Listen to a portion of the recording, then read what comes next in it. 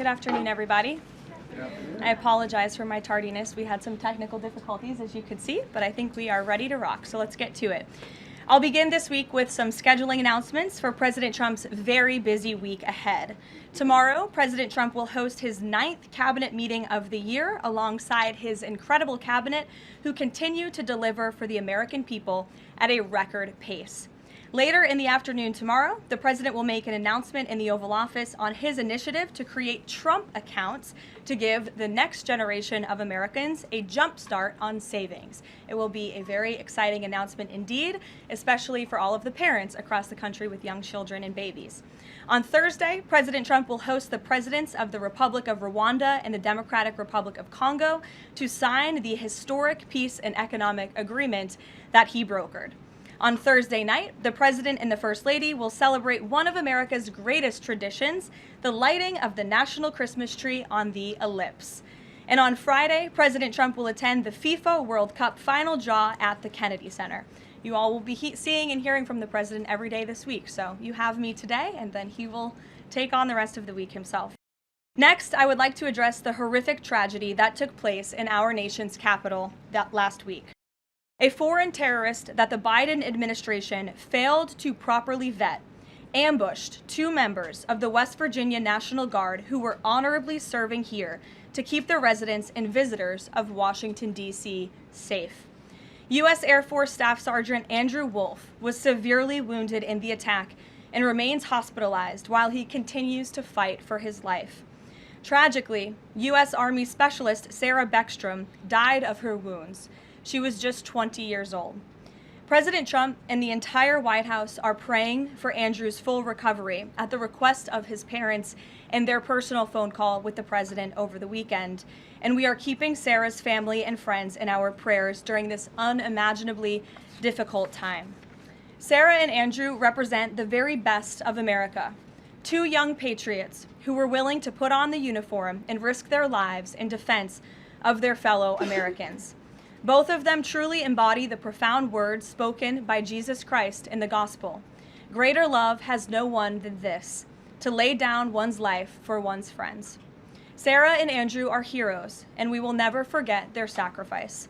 That means ensuring the monster responsible for this atrocity is prosecuted to the fullest extent of the law and faces the most severe punishment possible.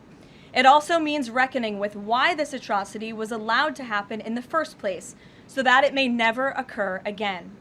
Here are the facts. The terrorist who gunned down American soldiers blocks away from the White House in an ambush was an Afghan national who was flown into our country by Joe Biden's administration in September 2021 in the chaotic wake of their botched withdrawal from Afghanistan. One of the most embarrassing moments in the history of our great country. Joe Biden's historic failure in Afghanistan continues to haunt this country and our men and women in uniform. Not only did this surrender lead to a suicide bombing that killed 13 American heroes in Kabul, but now National Guard troops were shot on U.S. soil by the same kind of enemy. We continue to live with the deadly consequences of Joe Biden's horrific leadership. Nearly 100,000 Afghans were recklessly released into the United States with little to no vetting. There was no regard for the disorder and violence that this would unleash on American communities and American culture. Reportedly, thousands of these strangers and unknown individuals were flagged to the Biden administration for national security, public safety, and fraud concerns. But the terrifying truth is that the Afghanistan debacle is just a small part of Democrats' complete and total betrayal of the American people during the Biden years. The tragedy that we just witnessed the day before Thanksgiving is a reminder that untold thousands of terrorists, gang members, and criminals were invited into our country and remain here to this very day. The border is now secure, thanks to President Trump, but the threat in our interior remains real and urgent. These public safety threats are already inside our land. And President Trump was elected on a promise to find and remove them. And he has already taken significant steps and made significant progress towards fulfilling this promise. But there is more work to be done because President Trump believes that he has a sacred obligation to reverse the calamity of mass, unchecked migration into our country. As a result, the Trump administration is now actively re-examining all of the Afghans imported into the country by Joe Biden. Any individual who threatens our national security or our citizenry will be subject to removal. President Trump has already permanently paused migration of foreign nationals from third world countries that pose a very high risk to the United States. For too long, past American presidents supported self-destructive immigration policies that allowed foreigners who outright hate our country and have no interest in assimilating into our culture. They've allowed these individuals to flood peaceful American communities.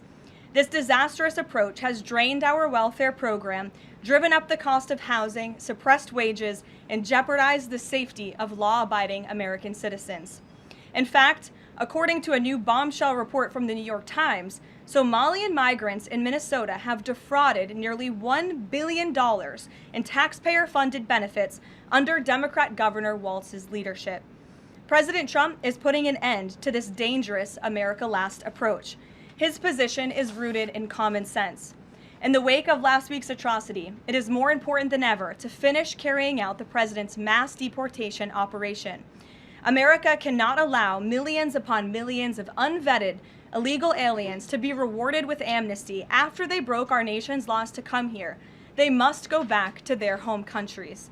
It is also essential to immediately address the massive fraud and corruption that has been going on for decades in other aspects of our immigration system, most notably when it comes to asylum claims. Millions of people who have come here under false pretenses are told blatant lies now enjoy temporary legal status. President Trump is ending this scam as well, and I would point out that the Democrats have tried to block this administration from doing so at every turn with lawsuit after lawsuit. The hard truth is that even when it comes to our legal immigration system, past presidents have failed to ensure that all prospective citizens love America, will add value and contribute to our communities, and will assimilate into our culture. Leaders have a duty to defend and advance the interests of their own people, not foreign nationals. Leaders also have a duty to preserve the integrity and character of our nation's national identity.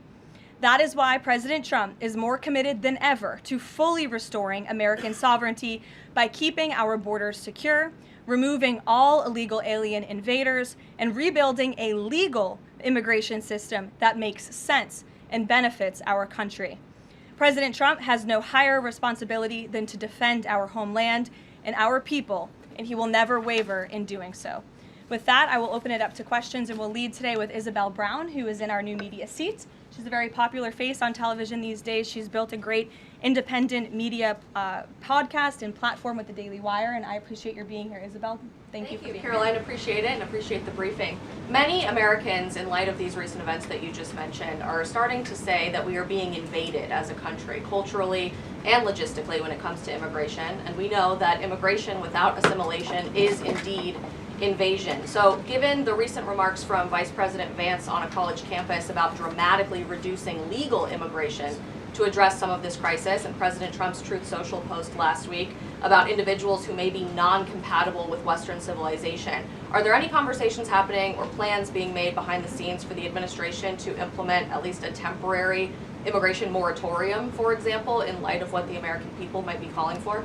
So, Isabel, it's a great question, and I think I spoke a little bit to the heart of your question in my opener there. I would add that the Trump administration has done more to limit migration, both illegal and legal, than any administration in history. And I'll just walk you through some of the actions that we have taken thus far. Number one, the Trump administration issued a travel ban for 19 countries, including Afghanistan, special immigrant visas, which is a legal pathway to get here, which we know many Afghans have utilized to come into the country, have now been paused since the tragic shooting last week.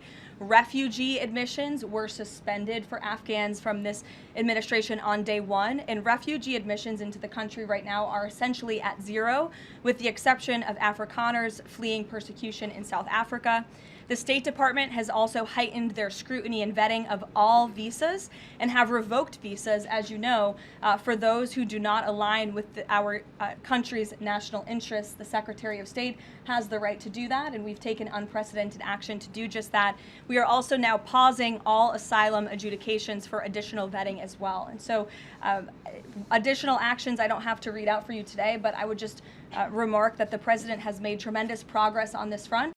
And it's why it's so crucial that we not only secure the borders, which the President did in record time. We have 0 illegal aliens entering into the country month after month, but we also are taking a look at those who are already in the interior of our country and removing them if they are here illegally, and also taking a look at these visas. Again, having a visa in the United States is not a right, it is a privilege. And the Secretary of State, if you are deemed contrary to our country's foreign national interests, has the right to revoke that privilege. Thank you. Gabe. Caroline, excuse me, regarding Venezuela, the President said yesterday that Secretary Hegseth had denied that second strike, that reported second strike on an alleged drug vote on September 2nd. The Secretary said to the President that didn't happen. But to clarify, I just wanted you to clear this up. In his social media post, Secretary Hegseth didn't go into details about that strike. He just said U.S. operations in the area were lawful, and he said that the story and media reports were fabricated. So to be clear, does the administration deny that second strike happened, or did it happen and the administration denies that Secretary Hegseth gave the order? The latter is true, Gabe, and I have a statement to read for you here. President Trump and Secretary Hegseth have made it clear that presidentially designated narco-terrorist groups are subject to lethal targeting in accordance with the laws of war. With respect to the strikes in question on September 2nd, Secretary Hegseth authorized Admiral Bradley to conduct these kinetic strikes. Admiral Bradley worked well within his authority and the law, directing the engagement to ensure the boat was destroyed and the threat to the United States of America was eliminated. And I would just add one more point to remind the American public why these lethal strikes are taking place. Because this administration has designated these narco-terrorists as foreign terrorist organizations. The President has a right to take them out if they are threatening the United States of America and if they are bringing illegal narcotics that are killing our citizens at a record rate, which is what they are doing. And under the previous administration, there was enough fentanyl trafficked into our country to kill every American man, woman, and child many times over. And so that's why you've seen a drastic difference in this administration's policy with respect to the last, and it's one of the many reasons the American public reelected this president and support this Secretary of War in conducting these strikes.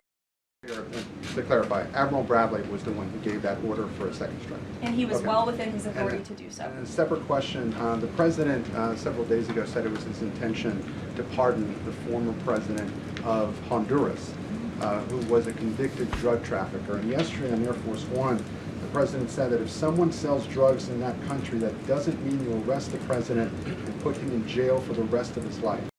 How is that different than what the administration is accusing Venezuela's Nicolas Maduro of? You're cherry picking the president's statement a little bit yesterday, as he also said yesterday the people of Honduras have highlighted to him how the former President Hernandez was set up. This was a clear Biden over prosecution. He was the president of this country. He was in the opposition party. He was opposed to the values of the previous administration, and they charged him because he was president of Honduras.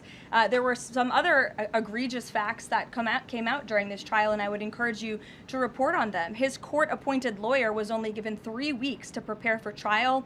He shared that his conviction was lawfare by the leftist party, who, quote, struck a deal with the Biden-Harris administration.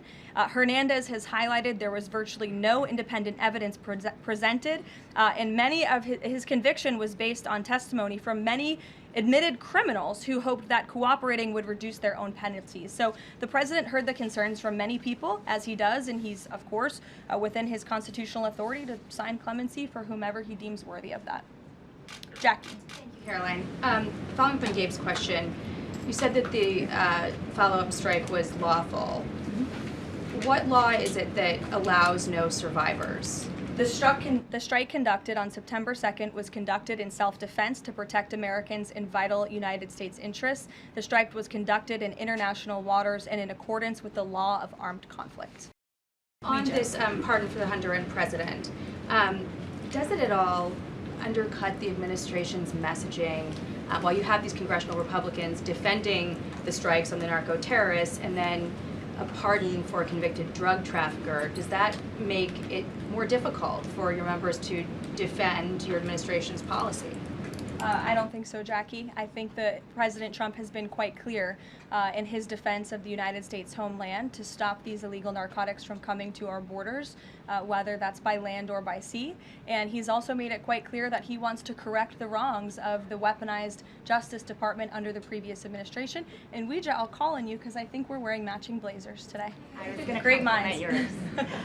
Thank you, Caroline. Sure. So just to be clear, to clarify on Jackie and Gabe, did Admiral Bradley order that second strike because there were still survivors after the initial strike? Again, as I read for you, Admiral Bradley worked well within his authority in the law. He directed the engagement to ensure the boat was destroyed and the threat of narco-terrorists to the United States was completely eliminated. So was the initial order from Secretary Hegseth, everyone be killed, and did that come from President Trump? I saw that quoted in a Washington Post story. I would reject that the Secretary of War ever said that. However, the President has made it quite clear that if narco-terrorists, again, are trafficking illegal drugs towards the United States, he has the authority to kill them. And that's what this administration is doing. And can I Danny? follow up on the MRI? Because President Trump Sure. yesterday said that he would release the results of his MRI.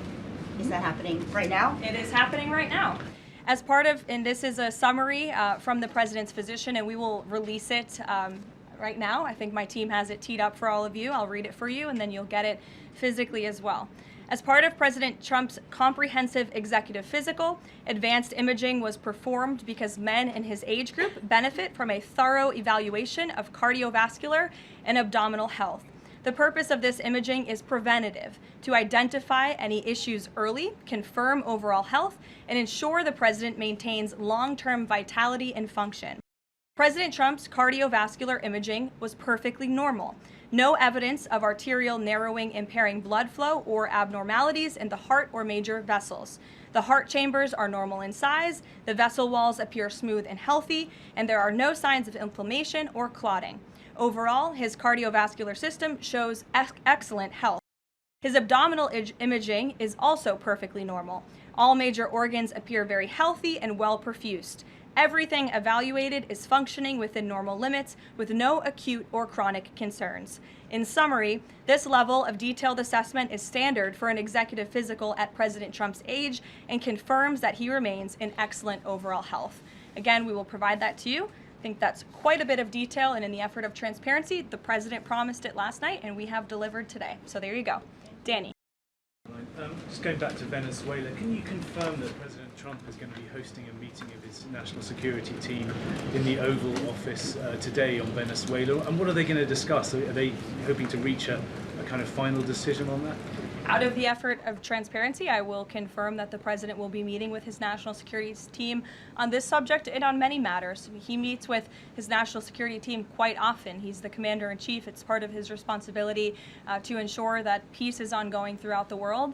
I'm definitely not going to detail the specifics of a meeting between the president and his national security team that's taking place in the Oval Office, but I'm happy to confirm that meeting is taking place for you.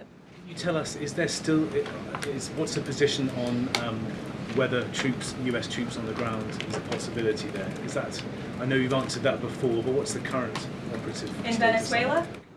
I think my previous answer stands. There's many options at the president's disposal that are on the table, and I'll let him speak on those. Ed. The U.S. announced a trade framework deal with the United Kingdom on pharmaceuticals, where they will pay 25% more, and the savings theoretically will go back to American consumers. What guarantees are in that savings will in fact go back to the American consumer and not be sucked up by the company? I'm going to be honest with you, Ed. I'll get you the answer to that question after the briefing. So the American Rescue Plan, Sure. funded a number of universal income. Kush will get you that answer, right, Kush? My trade guy over here. The American Rescue Plan funded a number of universal basic income programs. Now Cook County, Illinois is extending that program into 2026 with $7.5 million of taxpayer money. What does the White House think? I'll also get you an answer on that after the briefing. Ed. 0 for 2. Go ahead. Sure. And then in the interest of transparency, does the White House support releasing the Department of Defense's video of those September 2nd strikes on those military boats? And also, separate topic on presidential pardon power. Why did the president commute the sentence of David Gentile recently? He was a private equity executive. He served 12 days out of a 7-year sentence. Prosecutors said he defrauded $1.6 billion with thousands of victims, including veterans, farmers, teachers. Why was he pardoned? To your first question, that's definitely not a decision for me to make. I would defer you to the Department of War. It's also probably a decision for the president himself to make. As for your second question with respect to that pardon, he issued a commutation for Mr. Gentile, who's the former CEO and co-founder of GBP Capital Holdings. Unlike similar companies, GBP paid regular annualized distributions to its investors. In 2015, GBP disclosed to investors the possibility of using investor capital to pay some of these distributions rather than funding them from current operations. Even though this was disclosed to investors, the Biden Department of Justice claimed it was a Ponzi scheme. This claim was profoundly undercut by the fact that GBP had explicitly told investors what would happen. At trial, the government was unable to tie any supposedly fraudulent representations to Mr. Gentile. In short, again, this is another example that has been brought to the president's attention of a weaponization of justice from the previous administration, and therefore he signed this commutation. So say that these people were defrauded. I just read you a very detailed summary of why the commutation was made. Sure. In the middle with the red tie. Thank you, Caroline. Okay, Andrew, go ahead, and then you. In wake of Congresswoman Marjorie Taylor Go ahead Greene's early resignation, reports last week indicated that other House Republicans might consider doing the same. Does the president have any concerns in light of those reports about other House Republicans potentially leaving early, as well as the other announced retirements that we saw in the last couple of days? Look, I think the president maintains very good relationships with the vast majority, maybe with the exception of one or two. I think many in this room know who I'm referring to. Very good relationships with members of Capitol Hill within the Republican Party. And the president clearly is the unequivocal leader of the Republican Party. I think it was a recent CNN poll that actually showed that more than 90% of Republicans continue to support President Trump as the leader. So he maintains very good relations, as does his entire team here at the White House. And of course, we have a very slim margin in the House, and the president wants that to continue. Andrew, go ahead. For you, Sure. First, on the Venezuela strike, you said that second strike was in full accordance with the law of armed conflict, but the Navy's own manual of law of war says that specifically firing on survivors from a wrecked vessel is an example of a war crime that's forbidden under U.S. law and the law of armed conflict. So how was that second strike in following law of armed conflict, and then second on immigration? Again, Andrew, I would reiterate to you the strike was conducted in international waters and in accordance with the law of armed conflict. And since somebody asked about Congress, and it's sort of related to Venezuela, I also want to add that Secretary Hegseth spoke with members of Congress who may have expressed some concerns over the weekend. And there have also been 13 bipartisan briefings to Congress on the Venezuelan strikes. There have been a number of document reviews for members of Congress to review the classified DOJ Office of Legal Counsel opinion and other related documents. 29 senators and 92 representatives have reviewed those documents, which is about 2/3 of those are Democrat members, and they have been made available to all 100 senators, all 435 members of the House, and to general counsels of the relevant committees on a bipartisan basis for their review. Immigration, during your topper you said, and I quote, "Leaders also have a duty to preserve the integrity and character of our nation's national identity."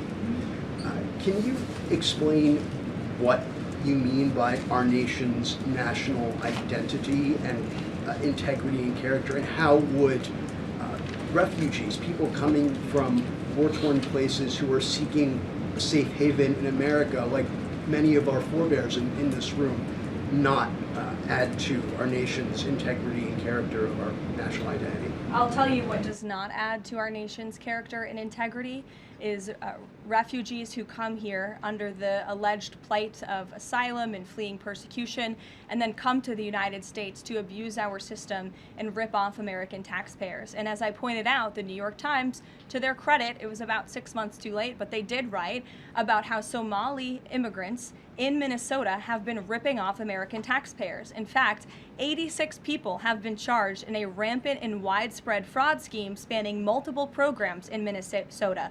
Of those 86, 78 of those people are Somali, 91% of them charged. So far, 59 of those people have been convicted for their roles in fraud plots that have stolen $1 billion from taxpayers. In one scheme, and this is egregious, a nonprofit and its affiliates with these Somali migrants claimed to have fed tens of thousands of American children during the pandemic. They were reimbursed for those meals by taxpayers. However, federal prosecutors found that almost all of those meals were never even delivered to hungry children. In fact, those organizations' leaders spent the money on houses, luxury cars, and real estate in Turkey and Kenya. Another scheme involved hundreds of organizations who were reimbursed for services that were supposed to help people at risk of homelessness. Once again, those services were never provided. All of this has happened under Democrat leadership in a Democrat-run state, where these refugees, these migrants are coming to the United States. They are abusing our system. They are draining our resources that should be going to law-abiding, taxpayer-funded, tax-paying Americans. And this president is not going to put up with it anymore. Rachel. Thank you, Caroline. Just to follow back up on the Washington Post reporting, so much of the concern from Democrats and Republicans is focused on the survivors.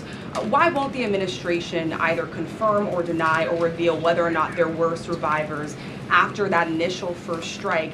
And what imminent threat would two survivors pose who were clinging presumably to the wreckage of that boat? Again, as I said, I think you guys are sort of not listening fully to the statement I've provided. Admiral Bradley worked well within his authority and the law, directing the engagement to ensure the boat was totally destroyed and the threat to the narco-terrorists, to the United States, was eliminated. And for any further questions about his thinking, I would defer you to the Department of War. I obviously wasn't in the room for these. Just to follow up, Caroline, just on the administration's policy when it comes to survivors, was there a change in policy after this strike on September 2nd? The Washington Post is reporting that these two survivors were killed after a second strike, but then in October, two people were rescued and returned to Colombia and Ecuador. So was there a decision that was made to handle survivors differently after these strikes? Not to my knowledge, no. Steve. The president confirmed that he spoke to the Venezuelan leader. Are you trying to negotiate his departure? Is there an asylum deal under works? President, as you know, last night on Air Force One, he said, I don't want to comment on that, but I did speak to him in the effort of transparency. So there you go. You got your confirmation. I'll let him speak further if he wishes to on the details of that conversation that took place. Steve Witkoff is headed to Moscow. How close are you to some sort of Ukraine agreement? I think the administration feels very optimistic. Obviously, you've seen, Steve, that the president's entire team, including Special Envoy Witkoff and Secretary Rubio and the Vice President and the President himself, Secretary Hegseth as well, have been working so hard on this effort, and they all really want to see this war come to an end. And so just yesterday, Sunday, I believe that was yesterday, they had very good talks with the Ukrainians in Florida, and now, of course, Special Envoy Witkoff is on his way to Russia. This is sort of the shuttle diplomacy that you've seen from this administration play out, where we speak equally with both sides. We've put points on paper. Those points have been very much refined, but as for the details, I will let the negotiators negotiate, but we do feel quite good, and we're hopeful that this war can finally come to an end. Stephen. Thank you, Caroline. I've got a question about Ukraine and then a clarification about immigration changes that are happening. On Ukraine, President Trump very briefly yesterday said that corruption issues there were not helpful to the peace process following the resignation on Friday of President Zelensky's top aide, Andriy Yermak.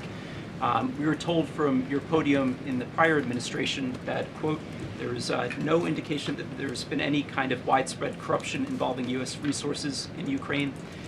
What is the Trump administration's view of corruption issues in the wake of Yermak's resignation, and how is that impacting peace talks? Well, look, I think the president has made it quite clear, as he said last night, corruption is never helpful. And he does not want to see American tax dollars taken advantage of, which is why he has stopped the endless checks that were being written by the previous administration to fund this war. The United States is selling weapons to NATO that are being sent to Ukraine. That's a very different thing than the American people writing blank checks to a war effort very far away. It does not degrade the administration's determination to see this war come to an end, but I think it exemplifies the president's desire to always put the American people and the American taxpayer first. On immigration, you mentioned, or you emphasized that there would be a review of the Afghans who were resettled here under the previous administration. Yes. There's a lot of changes happening right now to asylum and to green card holders. What should the 2 million people with pending asylum claims, or the roughly 1 million people from the 18 other countries of concern, know about what's going on in the review? What's the status of all these other people? They're essentially paused for review, and the Department of Homeland Security is taking this very seriously, because we are not going to allow soldiers like we saw in American streets last week to be gunned down at the hands of these foreign nationals who had the privilege of coming to the United States of America. And unfortunately, this is not the only example of a dangerous Afghan who was let in by Joe Biden, who went on to harm the American people. There was an Afghan national who was let into the country under the Biden administration through Operation Allies Welcome, who shot and wounded 2 Fairfax, Virginia police officers during a routine traffic stop. He was killed by return fire after declaring, quote, "I should have served with the explicitive Taliban." 2 Afghan nationals were given legal status by the Biden administration as well, who were arrested and prosecuted for plotting a terrorist attack in Oklahoma just before Election Day in 2024. We all remember that. They possessed hundreds of rounds of ammunition and had pledged their allegiance to ISIS. There was also an Afghan national who was on the terror watch list who was apprehended by Border Patrol in 2024, but then he was released into our country by the Biden administration. Again, let's just highlight the absurdity of that.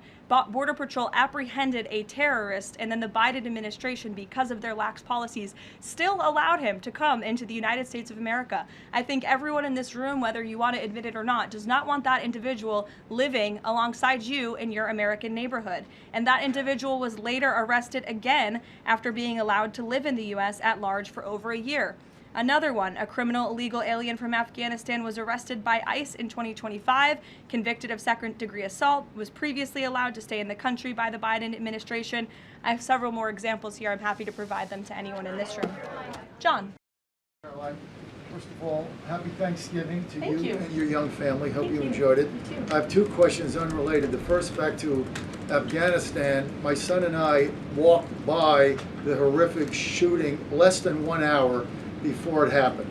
So for anybody that's here, this thing's real. You outlined all of these unvetted Afghans that that were let in by Biden. We just had one the other day that was going to blow up a DHS building. Can you be specific on what the Trump administration is doing now to re-vet those that are here so that we don't get a repeat of what we had Wednesday night? Sure. I can tell you 2 top-level things, and I would defer you to DHS for more of the specifics, as of course they are leading this effort, and I can assure you Secretary Noem is on the ball. I've spoken with her and her team, and they have an all-hands-on-deck effort to having resources go towards this. But we have paused all asylum adjudications, and then of course the special immigrant visas, which we know many Afghans utilize to come into the country under the Biden administration, have also now been paused. And I would just point out one more time that the Biden administration was responsible for the original sin that led to this tragic killing last week, the botched withdrawal from Afghanistan. He was responsible for Operation Allies Welcome, which is something that this White House and the people behind this podium in the last administration fully and wholeheartedly embraced. And they assured the American people there would be no risk or no harm to them. And as I just laid out for you in those many examples, that unfortunately and tragically has not turned out to be the truth. Just ask the families of these 2 brave National Guardsmen, one who is no longer with us and one who continues to fight for his life. So I know the president is wholeheartedly focused on this effort, and I think unfortunately these events do remind us why it's so important that the president's mass deportation operation continues. With that, just follow up. The White House today launched a new fake news portal, which I found interesting. What is your objective with that, ultimately? And are you going to name the news networks? And are you also going to name some of the correspondents, some which may be here today? yes. We are. I'm glad you noticed. Much to the dismay of some of your colleagues in the room, John. And I think it goes to our original promise on day one to hold the media accountable, because unfortunately, and we deal with this all day, every day around here, there are so many fake stories that are unfortunately written that have inaccurate characterizations of meetings that took place, and it's all based on anonymous sourcing. And you know, the standard for journalism, unfortunately, has dropped to such a historic low in this country. And again, we deal with it every day, where you can have an anonymous source who has no idea what they're talking about, zero credibility, call up a reporter in Washington and say, hey, I heard this, and then the next thing you know, it's on the front page of the New York Times. It's really incomprehensible. We appreciate the journalists, some of those who are in this room who do reach out for comment, who try to get things right, and there are some that remain. But overwhelmingly, the fake news that we see pumped out of this building on a day-to-day basis, it's honestly overwhelming to keep up with it all, and to constantly have to defend against these fake news and these attacks. And I will point out one fake news story over the weekend before I let you all go, from the New York Times that took about 1/3 of the president's daily calendar and his daily schedule and said that he's doing less than he did in his first term, or he might not be fit for the job. That is unequivocally false, and it's deeply unfortunate that this story was written by the same outlet and the same reporter who wrote this: Biden is doing 100% fine after tripping while boarding Air Force One. Oh, same outlet, same reporter who wrote that President Trump is not fit for the job. Are you kidding me? You all see him almost every single day. He is the most accessible president in history. He is taking meetings around the clock. Another one. Biden declared, quote, healthy and vigorous after his first presidential physical. I don't see headlines like that too often about this president. Again, same reporter, same outlet who wrote falsely over the weekend that President Trump is not fit for the job. I can assure you he absolutely is. You all see that with your own eyes on a daily basis, and the president's physician has now given you all 3 detailed reports on the state of the president's health. So with that, I will leave you all and we'll see you tomorrow. Thank you. Thank you, Caroline.